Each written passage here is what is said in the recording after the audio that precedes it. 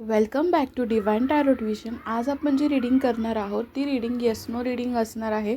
म्हणजेच yes no रीडिंगमध्ये तुम्हाला guidance येईल. तुमचं जी सिच्युएशन चालू आहे, तुम्हाला जर गायडन्स हवा आहे की तुम्हाला जी गोष्ट करायची आहे ती केली पाहिजेत की नाही, सो त्यासाठी ही रीडिंग असणार आहे. तो तुम्हाला या व्हिडिओमधून क्लिअर उत्तर मिळेल.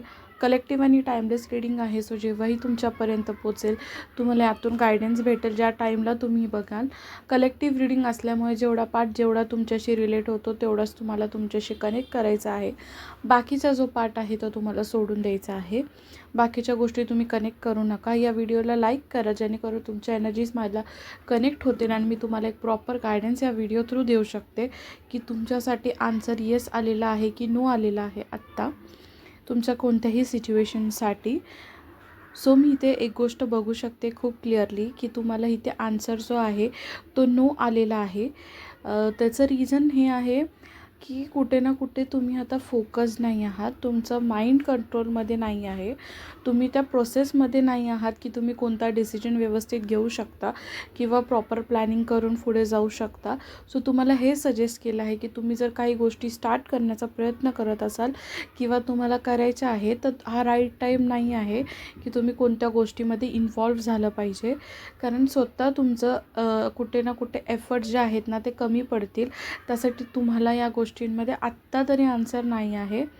त्यानंतर मी बघू शकते तुम्हाला एक्सपेक्टेशन्स आहेत की तुम्हाला तुमच्या फॅमिलीला इमोशनल स्टॅबिलिटी द्यायची आहे, त्यांना हॅपी ठेवायचं आहे, मग ते फायनान्शियली असो किंवा कोणत्याही बाबतीत असू देत. सो तुम्ही ट्राय करता की तुमच्या साईडून त्या गोष्टी झाल्या पाहिजेत. पण जर तुम्हाला माहिती जर तुम्ही आता एखाद्या गोष्टीचा डिसिजन घेतला ना तर या गोष्टींवरती सुद्धा फरक पडू शकतो खूप जास्त. आणि इथे मला एक गोष्ट दिसते, तुमची फॅमिलीसुद्धा तुम्हाला सपोर्ट करण्यासाठी आहे. कोणताही प्रॉब्लेम तुम्हाला तुमच्या लाईफमध्ये झाला तर फॅमिली नेहमी तुम्हाला सपोर्ट करण्यासाठी इथे दिसत आहे. आता मला हे दिसतं की तुम्हाला कोणत्या तरी गोष्टीमध्ये सक्सेस हवा आहे. कुठली तरी गोष्ट स्टार्ट करायची आहे, त्यामध्ये तुम्हाला वाटतं आहे की तुम्हाला सक्सेस भेटेल की नाही भेटेल. सक्सेस तुमच्या लाईफमध्ये ऑलरेडी लिहिलेला आहे, पण प्रॉब्लेम काय माहिती आहे का, आता राईट टाईम नाही आहे. कारण की तुम्हाला क्लॅरिटीज नाही आहे की तुम्हाला कुठल्या गोष्टीमध्ये काय करायचं आहे. सो लाईफमध्ये सक्सेस तर भरपूर भेटेल तुम्हाला येणाऱ्या टाईममध्ये, पण आता तो राईट टाईम नाही की तुम्ही कुठल्या गोष्टीमध्ये सक्सेड व्हावं. नेक्स्ट गोष्ट मी बघू शकते का सक्सेस होत नाही आहे, कारण तुम्ही खूप जास्त प्लॅन्स बनवताय. म्हणजे प्लॅन्स तर बनवत आहे बट ॲक्शन्स कुठे ना कुठे त्या गोष्टींवरती घेत नाही आहेत. तुम्ही खूप जास्त स्वतःला स्टक फील करून ठेवलं आहे काही गोष्टींमध्ये. सो तुम्हाला डिसिजन मेकिंगमध्ये पण खूप जास्त प्रॉब्लेम येताना मला इथे क्लिअरली दिसतं आहे.